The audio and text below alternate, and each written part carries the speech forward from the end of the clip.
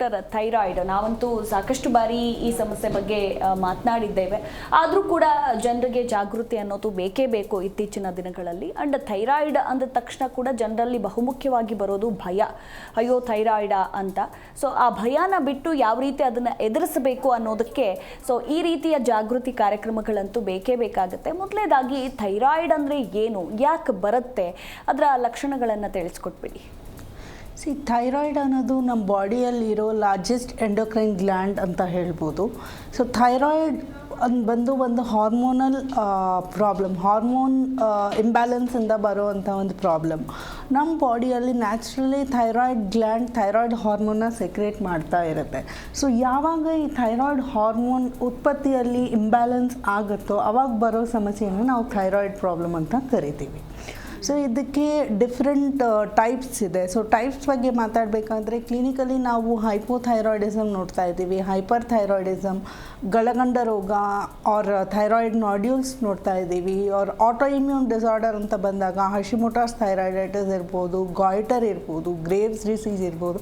ಇಂಥ different types ಆಗಿ ನಾವು ಥೈರಾಯ್ಡ್ ಪ್ರಾಬ್ಲಮ್ಸ್ನ ನೋಡ್ತಾ ಇದ್ದೀವಿ. ಸೊ ಇದಕ್ಕೆ ಲಕ್ಷಣಗಳು ಅಂತ ಕಂಡಾಗ ಈಚ್ ಟೈಪ್, ನಾನು ಮುಂಚೆ ನಿಮ್ಗೆ ಹೇಳ್ದಂಗೆ ಈಚ್ ಟೈಪಿಂದನೂ ಅದರ ಸಿಮ್ಟಮ್ಸ್ ವೇರಿ ಆಗುತ್ತೆ. ಸೊ ಈಗ ಹೈಪೋಥೈರಾಯ್ಡಿಸಮ್, ಹೈಪೋ ಅಂತಂದರೆ ನಮ್ಮ ಬಾಡಿಗೆ ಎಷ್ಟು ಅಮೌಂಟಲ್ಲಿ ಥೈರಾಯ್ಡ್ ಬೇಕೋ ಅದಕ್ಕಿಂತ ಕಡಿಮೆ ಪ್ರಮಾಣದಲ್ಲಿ ಥೈರಾಯ್ಡ್ ಹಾರ್ಮೋನ್ ಉತ್ಪತ್ತಿ ಆಗ್ತಾ ಇರುತ್ತೆ. ಸೊ ಆವಾಗ ಲೆಸ್ ಸೆಕ್ರೇಷನ್ ಆಫ್ ಥೈರಾಯ್ಡ್ ನಮ್ಮ ಬಾಡಿಯಲ್ಲಿ ಇದ್ದಾಗ ಅದಕ್ಕೆ ನಾವು ಹೈಪೋಥೈರಾಯ್ಡಿಸಮ್ ಅಂತ ಕರಿತೀವಿ. ಸೊ ಮೋಸ್ಟ್ಲಿ ಇದನ್ನು ನಾವು ಫೀಮೇಲ್ಸಲ್ಲಿ ಜಾಸ್ತಿ ನೋಡ್ತೀವಿ. ರಿಪ್ರೊಡಕ್ಟಿವ್ ಏಜ್ ಗ್ರೂಪ್ ಅಂದರೆ 20 to 32 ಇಯರ್ಸ್ ಫೀಮೇಲ್ಸಲ್ಲಿ ನಾವು ಜಾಸ್ತಿ ನೋಡ್ತೀವಿ.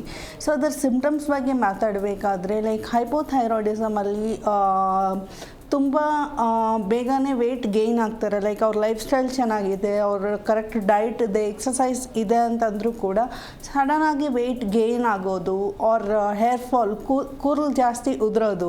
ಲೈಕ್ ಒನ್ ಡೇ ಅಲ್ಲಿ more than 100 strands of hair ಉದುರ್ತಾ ಇದೆ ಅಂತಂದರೆ ಅದನ್ನು ನಾವು ಥೈರಾಯ್ಡ್ ಸಿಂಪ್ಟಮ್ಸ್ ಥರ ನಾವು ಕನ್ಸಿಡರ್ ಮಾಡ್ತೇವೆ.